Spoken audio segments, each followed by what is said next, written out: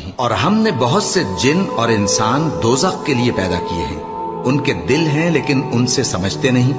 اور ان کی آنکھیں ہیں مگر ان سے دیکھتے نہیں، اور ان کے کان ہیں پر ان سے سنتے نہیں۔ یہ لوگ بالکل چوپایوں کی طرح ہیں کہ تم پر رحم کیا جائے، اور اپنے پروردگار کو دل ہی دل میں عاجزی اور خوف سے اور پست آواز سے صبح و شام یاد کرتے رہو، اور دیکھنا غافل نہ ہونا۔ جو لوگ تمہارے پروردگار کے پاس ہیں